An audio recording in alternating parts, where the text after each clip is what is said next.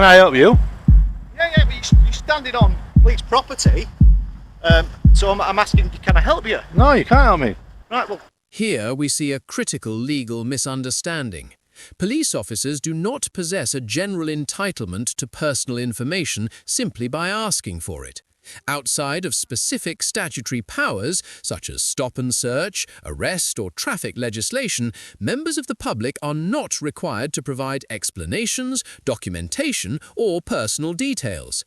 Attempting to equate lawful questioning with a right to answers is legally wrong. The comparison raised by the member of the public is sound. If the information is not legally required, refusal is entirely lawful. This moment exposes a training issue rather than misconduct, but the consequence is the same. The officer is operating beyond their authority and attempting to normalize intrusion where no power exists. Where can I help you? yeah, but you're standing on police property, so I'm asking, can I help you? No, you can't help me.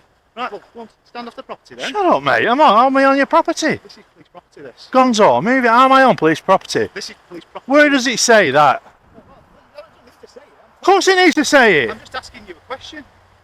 Well, stop asking me questions. I'm not shouting at you, am I? You're giving me directives. Where does it say that's private property in there? Right, I'm not shouting at you, am I? Am I shouting at you? Pardon? I'm shouting at you. Well, I'm shouting at you. You wanted to know my business. So, hop it. Come on. Don't tell me to hop it. I will tell you to hop it. Why?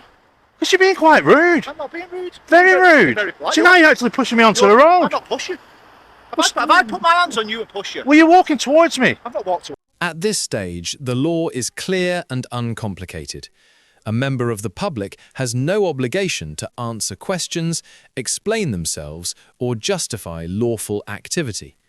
When an officer is told no during a voluntary interaction, that refusal must be respected immediately unless new legal grounds arise.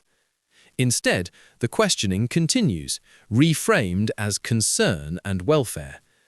Welfare checks, however, are not a legal loophole for persistent questioning. They require genuine indicators of vulnerability or risk, not mere curiosity. Continuing to ask the same questions after clear refusal transforms the encounter from consensual to coercive. Procedurally, this places the officer on unsafe ground because persistence without power undermines public trust and exposes the force to complaints of harassment or unlawful interference. to do. Hop it. You hop it. Me hop it? Yeah, don't tell me to hop I'm hopping it. Well, that's very good. Well, you hop it. Well, I don't need to hop. I can hop perfectly well, thanks. Come on, do it then. I don't need to. Get away from me. Just asking if you're all right. I said I'm okay. Sure you're all right. I'm very okay. I'm taking I'm readings. a bit worried about you, that's all, mate. I'm worried about you. I'm fine. You can't take no for an answer. Neither can you, clearly. What's the no? What do you tell me no? Just asking if you're all right. You need I to said know. yes. You're just And you writing stuff down. I'm just worried. You You're worried? all right. I told you I'm okay. You're lost or anything. I'm not lost. So you left is that your bag? That's my bag. Yeah. Yes. Yeah. You sure you're all right? My friend, how many times you need to ask me if I'm alright? Well, see, Directives. I Are we all good directives now? I've not finished speaking yet. I said I don't know how old you are, but when I grew up... Talk to the hand, my friend. I've got manners, so I'm being polite. This encounter begins with a fundamental mistake that instantly sets the tone for everything that follows. A member of the public is standing in an open, publicly accessible area engaging in a lawful activity when an officer attempts to assert authority without identifying any legal power to do so. Under UK law, police do not have a general right to question members of the public or demand compliance unless a specific legal threshold is met, such as reasonable suspicion of an offence. None is articulated here. Instead, we see an officer attempting to convert a voluntary interaction into a directed one by invoking police property without evidential or legal grounding.